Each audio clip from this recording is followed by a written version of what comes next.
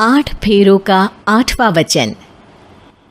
स्वाति ने इसी साल शहर के कॉलेज से पढ़ाई पूरी की है और अब उसके लिए जगह जगह से रिश्ते आने लगे हैं।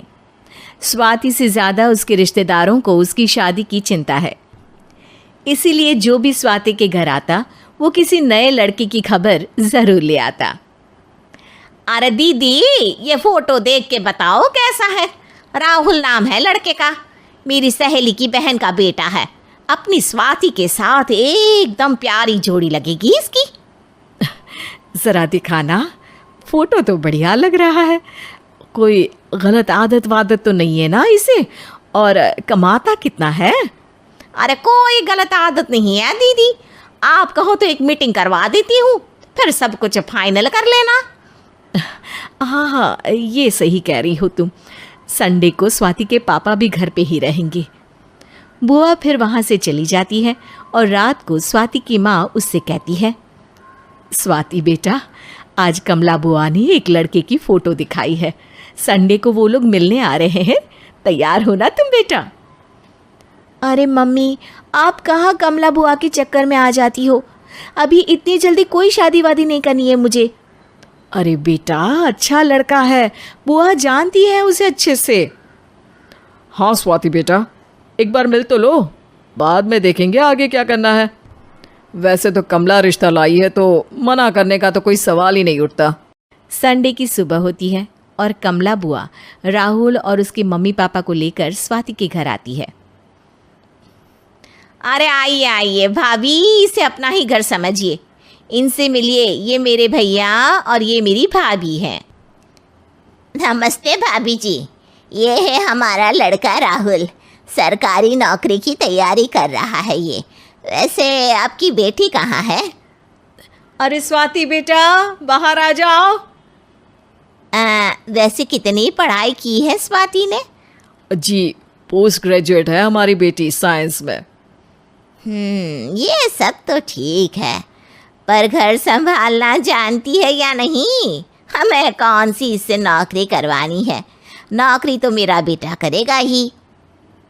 पर मैंने इतनी पढ़ाई की है और आप चाहती हैं कि मैं घर पर ही बैठी रहूं?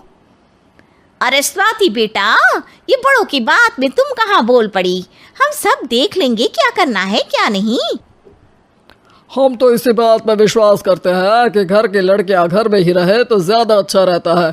वरना भाई साहब, आप तो आजकल के हाल जानते ही हैं, कितनी घटनाएं होने लगी हैं औरतों के खिलाफ। स्वाति बेटा, रसोई का काम तो पूरा जानती हो ना? शादी के बाद तुम्हें ही संभालना है वो सब। अरे बहुत अच्छा खाना बनाती है ये, आप सब लोग इसकी तारीफ करते नहीं थकेंगे। लो भाई, हो गई मीटिंग, अब शादी की तारीख फाइनल कर लेते हैं। क्यों भैया? भाई, हम तो पंडित जी से चर्चा करने के बाद ही तारीख फाइनल करेंगे। सालों से हम उनकी बातें मानते हुए आ रहे हैं। लड़के वाले और कमला बुआ की बातें सुनकर स्वाति एकदम नाराज़ हो जाती है और उसे लगने लगता है कि शादी के बाद उसे घर पर ही बैठना पड़ेगा। लेकिन घर वालों के आगे उसकी एक नहीं चलती और उसे शादी के लिए हाँ कहना पड़ता है। शादी का दिन आ जाता है और सब मंडप में जमा होते हैं। अब फेरों का समय हो गया है, अब कन्या अपने वर से 7 वचन मांगेगी। आप किसी धार्मिक आयोजन में जाएं तो मुझे भी ले जाएंगे। आप मेरे माता पिता का भी बराबरी से सम्मान करेंगे, हमेशा मेरा साथ निभाएंगे। आपको दोनों परिवार की जिम्मेदारियां बखूबी निभानी होगी। हर ज़रूरी बात में मेरी भी राय लेंगे। आप सभी गलत आदतों से दूर रहेंगे। आप मेरे अलावा किसी और औरत से कोई गलत संबंध नहीं बांधेंगे। ये 7 वचन पूरे हुए, वर क्या तुम्हें ये सारे वचन मंजूर है?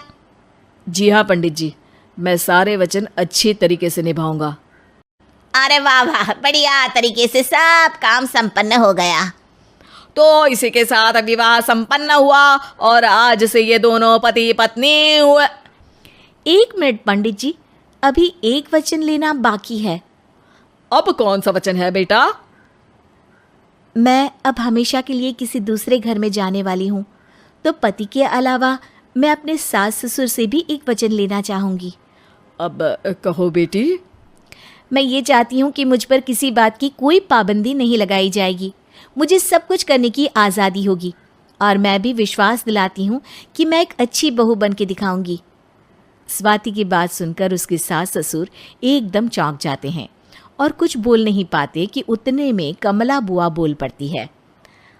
अरे बेटा, ये भी कोई कहने की बात है? रानी बन के रहोगी तुम तो। वचन देने से पहले सोच लीजिए, क्योंकि शास्त्रों में वचन ना निभाने वालों के लिए नरक से भी बदतर सजा लिखी है। स्वाति की चालाकी से वहाँ मौजूद सब लोग प्रभावित हो जाते हैं और लोगों में बदनामी ना हो जाए, इस कारण स्वाति के सास ससुर को उसे वचन देना पड़ता है। और कैसी अपशकुन वाली बातें कर रहे हैं आप पंडित जी? हमें मंजूर है बेटा तुम्हारी शर्त। स्वाति अपनी समझदारी से अपनी बात अपने ससुराल वालों से मनवा लेती है और खुशी खुशी राहुल से शादी कर लेती है। अब से हर शादी में मैं खुद 8 वचन दिलवाऊंगा। ओम मंगलम मंगलम मंगलम।